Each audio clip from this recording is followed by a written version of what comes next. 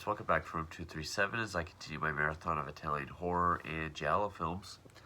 And I have yet another Giallo film, and this is actually one of the first ones I picked up for this marathon 2 months ago, and I'm just now getting to it. And it's also the most misleading one I think I've ever done, and it's 1972's The Dead Are Alive. And I'll get into why it's misleading after everything else. Now, it was written and directed by Armando Crispino, who would go on to direct Autopsy, 1975, which I've also reviewed. But he wrote it along with Brian Edgar Wallace, which I actually, or at least he's credited. I've heard there might be some sort of discrepancy about that. But of course, he is the son of the famous Edgar Wallace. And two other people, Lutz Eichholz and Lucio Battistrada. And it stars Alex Cord, Samantha Egger, who would go on to be in Cronenberg's The Brood, one of my favorite Cronenberg films. John Marley, who this same year would go on to be the guy, the filmmaker, who woke up with his prized horse's head in his bed in The Godfather. Opposite end of the spectrum. This is actually a joint production between Italy and I want to say some German, but it's also known as The Etruscan Kills Again, which I think is a better title. Mystery of the Yellow Grave. That was its release in Germany. Overtime in France. And in Spain, The Death God Kills Again. I'm just going to say right now, and this will be the only spoiler I'll say before I get into spoilers, because I knew ahead of time that this was a Giallo, but I kept looking at the title and this cover and being like, this is an Italian zombie film. Even the original poster kind of looks more like a cannibal film, but The Dead Are Alive, that's a zombie movie. I'm only saying it because I'm sure someone will pick this up and they'll be disappointed that it's not. When truth be told, I mean, this is as straightforward a Giallo as you can get. Now, of course, director Crispino, according to So Deadly, So Perverse Volume 1, he actually visited the Etruscan tombs in Italy, and he felt tangible presence. He felt the Etruscan spirits were around him, and he wanted to make a film about that. He wanted to make a very supernatural horror film. Of course, this was the absolute heyday of Giallo films and Argento-esque Giallo films. So the more he went along, the more the studio took over and tried to make it a straightforward Giallo. Which, in the very beginning, it feels like it's going to take a supernatural turn, which could have been interesting, but just the technical aspects and the acting, it would not have been a supernatural film like Fulci's The Psychic. It would have been more like Seven Deaths in the Cat's Eye, i.e. not very good. The more it goes along, the more straightforward Giallo it becomes. The music was done by the iconic Ritz Ortolani, which parts of the score does sound like the big open parts to his Cannibal Holocaust score. I will say there's not a whole lot of style to this at all, except for one of the last shots of the film, when the killer looks at a broken mirror and sees different you know, himself in different shards of glass. That's probably the most style this film has. Other than maybe when the burnt picture is going, uh, swinging against Alex Cord out in the loft, and it's just solid black around him. But you can tell they use red light to shine on him. That's about as stylish as it gets. The editing is kind of wonky. I mean, after our first kill, when Samantha Eggers walks in on the first kill, it's edited weird. She's walking into this tube, but the camera's looking at these other guys that are working, doing something.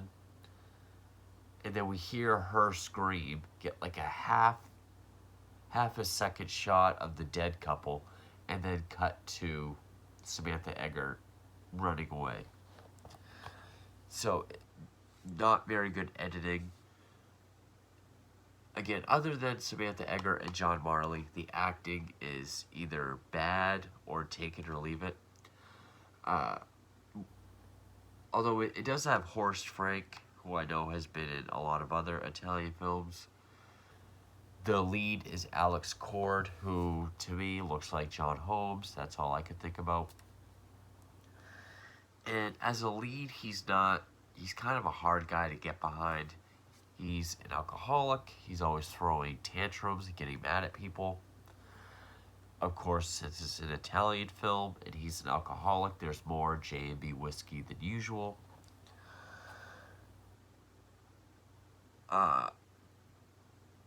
And yeah, just a lot of pacing issues. It's very slow. I mean, normally 106 minutes is not a long movie, but when it's a mystery that's supposed to be building to something and it's kind of boring, that there is a point where it does get better. But like the first half really does kind of meander. It does go by very slow. But the plot is, Alex Cord plays this guy named Jason, who's this. They call him professor. He's a photographer and an archaeologist who is trying to get pictures of this Etruscan tomb. And on the first day, he sends a probe down to this tomb that no one's been in 2,500 years. But then there's a rainstorm. They all have to get out. They have to stop and go back to the tent. They all look at these pictures, which shows Etruscan paintings depicting a sacrifice. But then there's this young couple who goes into the tomb to do what young couples do, and they're brutally killed with the probe that went in the ground to take the photos. And when they're killed, I mean, yeah, the editing is very up close and quick, awkward cuts, but the sound effects, the probe sounds like a wiffle ball bat. There is a kill later on in the film with the same probe where it sounds like steel or sounds like metal. Way more vicious. But yeah, the first kills, they're bloody and nasty, yeah, but the sound effects and the editing kind of take away its impact. Also, whenever there's a death, there's this music with this chorus, some sort of Etruscan choir that's playing, and that's when Samantha Egger discovers the bodies, which of course she's in kind of this love triangle with Alex Cord and John Marley. Alex Cord, Jason, is her ex-husband. They're both American. They're from New York. She left him because of his alcoholism and his abuse. She ended up with John Marley, who's a rage-prone, very angry composer. She's now his wife, and this archaeology project is going on nearby. But she's still seeing Jason on the side. John Marley's character, what was it? Nikos? I think that's what it was. Nikos Samarakis, yeah. At first, he seems like he doesn't care, like he knows about it, and then as time goes on, he cares more about it. That she's still kind of seeing Jason.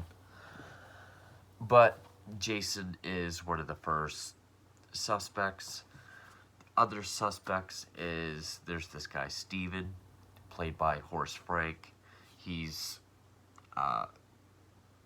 Nikos's choreographer for the dancers.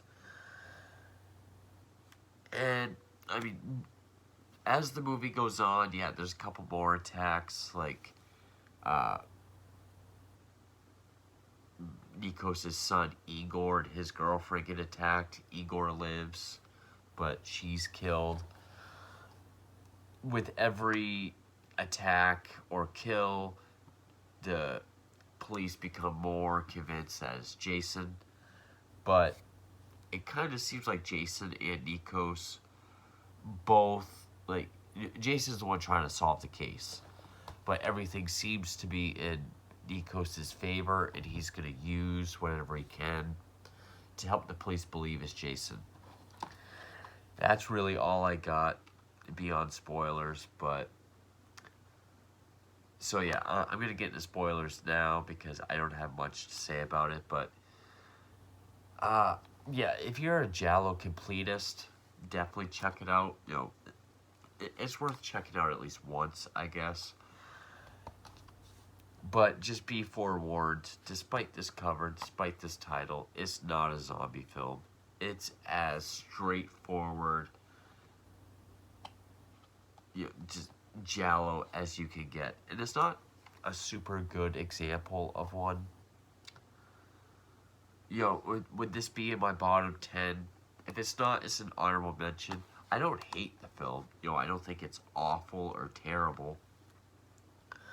There are some very silly moments. I mean, like, at one point, the partner of the inspector looks at the shoe because the killer also stole 2 pairs of red high heel shoes from the wardrobe, the dancing wardrobe, to put on the female victims.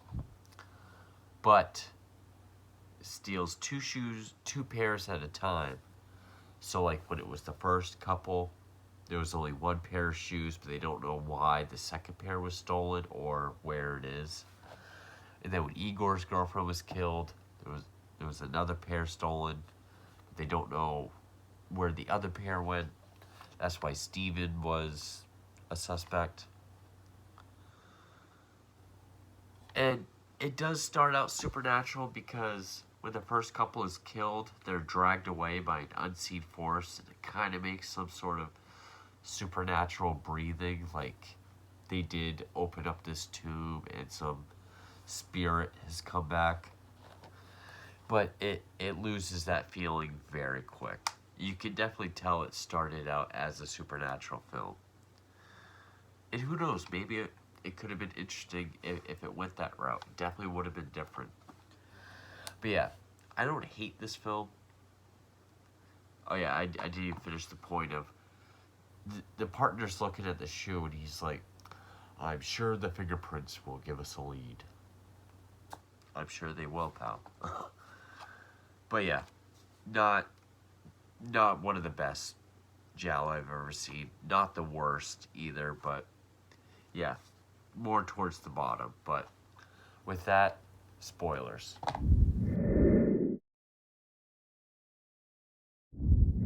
So getting into spoilers, I'm going to try to go through this as quick as I can. There's this other guard that works, sort of like a teenage guard that works around the tomb. He wants to blackmail Jason with this note he found that Jason wrote while he was drunk because also he has very bad memory loss. There's big portions of his life that he doesn't remember. Like writing this note confessing his angry, violent tendencies. And he wrote this note right before the first couple was killed. Also, is brought to his attention along with the audiences that he spent some time in a mental hospital, which that flashback is hilarious because it shows him being taken to the mental hospital on a stretcher, and he screams and runs off. And when he runs away, every time he sees someone, he just until he's tackled. He doesn't even remember attempting to kill his ex-wife, Samantha Egger. She shows him the scar on her chest. He doesn't even remember it, but he's trying to get her back. If he has any kind of arc, I think he quits drinking and solves the case.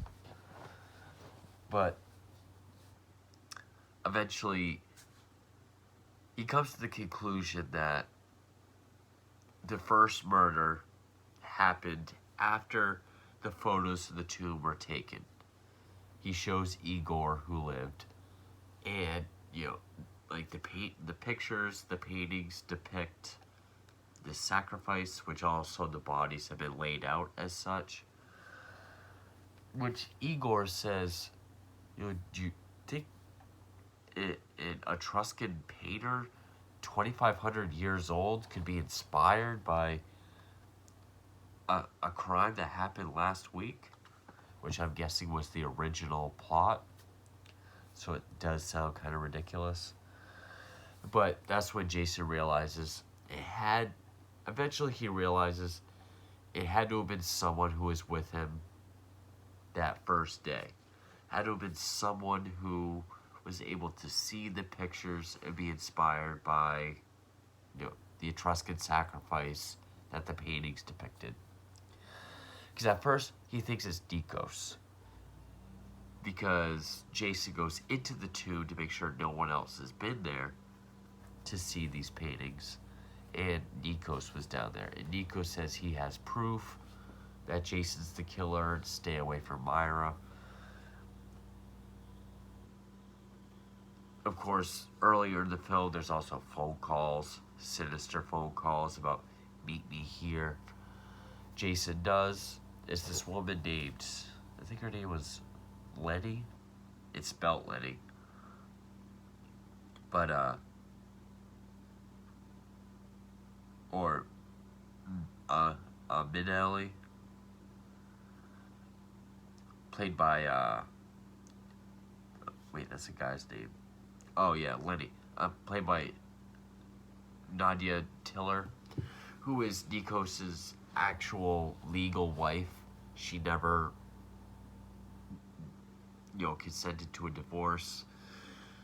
She reveals that there was this scandal 14 years ago that even Igor doesn't know about, where Nikos attacked her for an affair with a choir boy, and she reveals that she has like a burnt scalp because he pushed her up against a heater.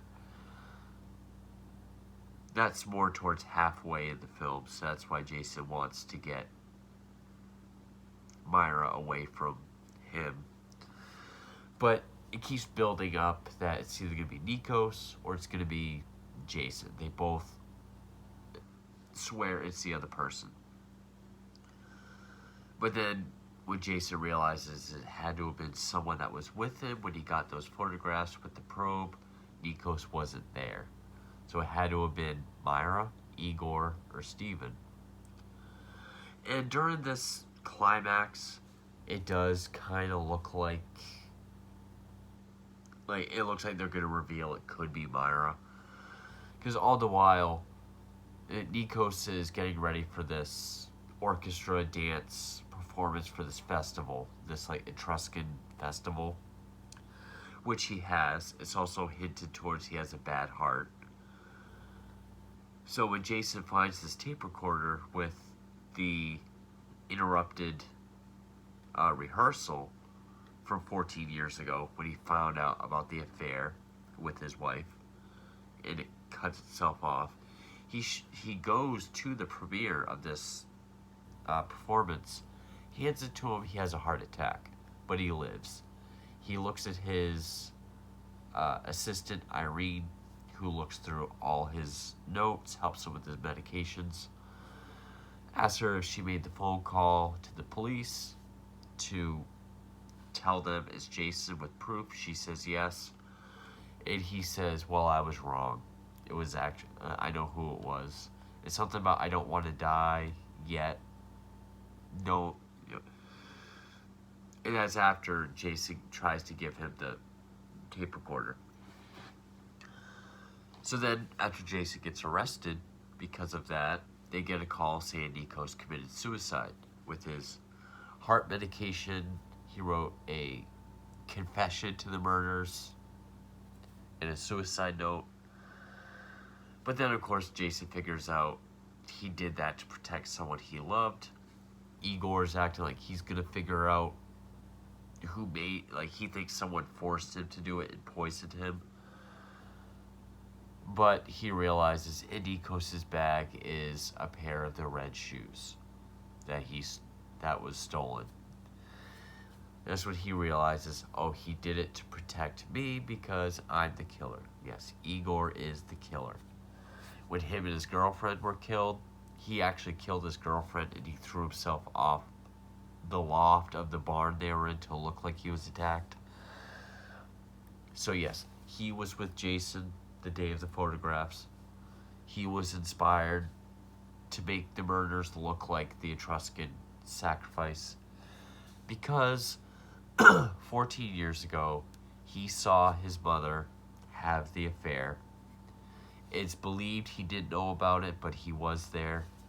He saw her kick her shoes off, which is the same style as the red ones that he stole, but they were white. He witnessed Nikos push her up against the heater, it burned her scalp, and now he thinks women are dirty, and dirty ones have to be killed. Like, the young couple were gonna have sex, they had to die. His girlfriend Gabrielle was dirty, she had to die. So why have a girlfriend? I don't know. So he's chasing Jason and Myra around. And eventually he goes to attack them and he hits a mirror. And the mirror shatters. And this is the little bit of style that is in the film. All the shards, he sees himself as a boy. He picks up a shard and he sees himself as a boy in it. And he just stabs himself, commits suicide. And then that's the end of the film. I mean, kind of weak. I mean, it is something we've seen before. Someone witnesses something violent, someone they love, and now they're motivated by that. But at least they incorporated the Etruscan, something Etruscan into it. Like he saw the sacrificial art paintings and decided to go that route with it. But other than that, like everything else in the film, it's kind of mediocre. And nothing too inspired or that interesting. I will say, once Jason meets up with Nikos' legal wife, Igor's mother, the film does pick up and get a little bit more interesting. But overall, yeah, it's not one of my favorite Giallo. I mean, I'm glad. I could say I've seen it once, and there's that, but yeah, not the biggest fan of it. I don't hate it. It's not awful. It's just kind of there. Yeah, I don't know if this will be a rant, maybe a mild rant, but yeah, that is The Dead Are Alive. So, again, very misleading title. But stay tuned for more Italian Giallo and horror films. As of right now, the only Gialli I have to review, other than my Argento ones, which I'm kind of saving for last because I have a number of them, are these two. But I am picking up more. I do have more coming in, so there's that. So that's not the end of it. But anyway, Dead or Alive, definitely part of the bottom 10 or an honorable mention of Giallo films I've seen, but yeah. So stay tuned for more Italian horror and Giallo films, and thank you for watching.